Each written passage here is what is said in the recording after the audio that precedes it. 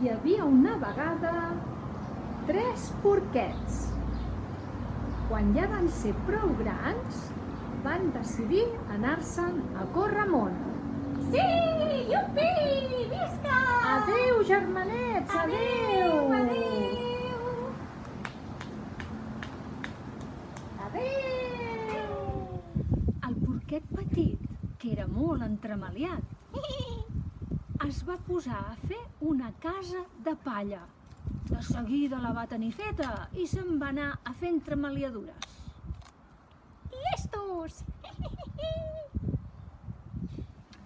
El porquet mitjà era molt juganer.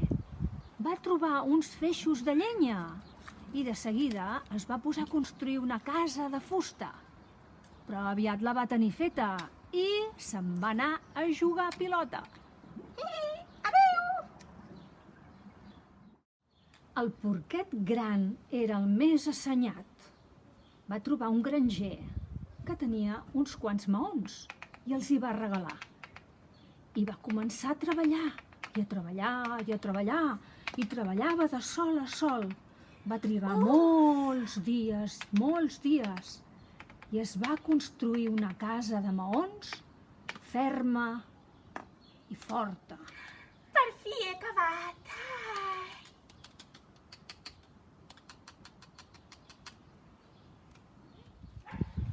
Un dia, per allà aquells paratges, va aparèixer un llop ferotge que estava molt afamat. Au! Au!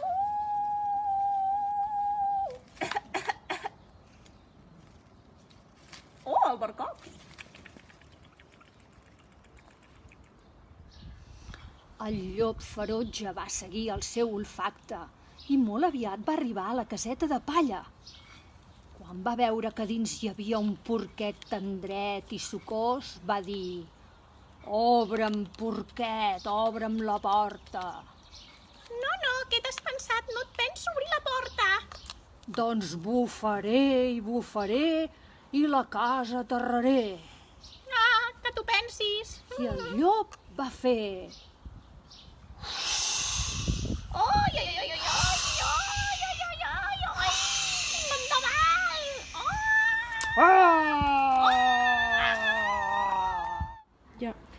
I el porquet petit es va poder escapolir i va arribar a casa del germà mitjà. Ai, ai, ai, ai! El llop ferotge ve cap aquí! Tranquil! Aquí estem segurs? I llavors el llop va arribar a casa del germà mitjà. Obriu-me la porta, obriu-me, que sóc el llop. Sí, home, que t'ho pensis! Doncs bufaré i la casa aterraré. I el llop va fer: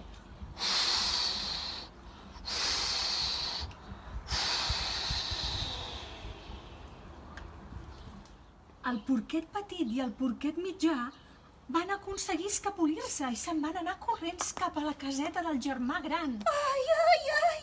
Sisplau, germà gran, deixa'ns entrar, que ve el llop ferotge. Què dieu? Passeu, passeu! Casa meva és casa vostra! I tots tres van entrar dins de la casa de maons. I llavors va arribar el llop. Porquets, obriu la casa! Que t'ho pensis! No? Doncs bufaré i la casa aterraré. I el llop va fer: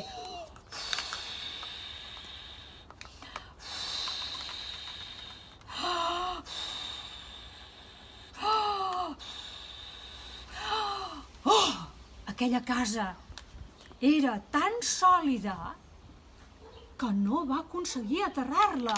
Bravo! El llop es va enrabiar molt perquè no havia pogut aterrar aquella casa tan forta i va pensar: Com ho podria fer per aconseguir entrar a la casa i cruspir-me els porquets? Ja ho tinc! Entraré per la xemeneia! Quina bona pensada! Sóc el millor! Però el porquet gran, que era tan eixerit, va veure's venir el llop i va pensar: no ens enredaràs pas. I va encendre un gran foc a la llar de foc. Llestos! Quan el llop va pujar a la teulada i es va ficar per la xemeneia, va caure directament al foc. Que m'escaldo el cul!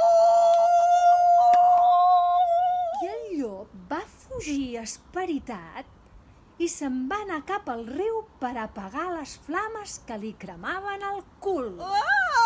Auxili! No sé nedar! I el llop es va salvar per ben poc i ho havia passat tan malament que va decidir fer-se vegetarià. Ai, sí, very food. El millor. I els 3 porquets ho van ben celebrar. I van decidir quedar-se a viure a casa del porquet gran. I el porquet gran mai no va apagar la llar de foc per si de cas un dia tornava el llop ferotge. I vet aquí un gos, vet aquí un gat, que aquest conte s'ha acabat!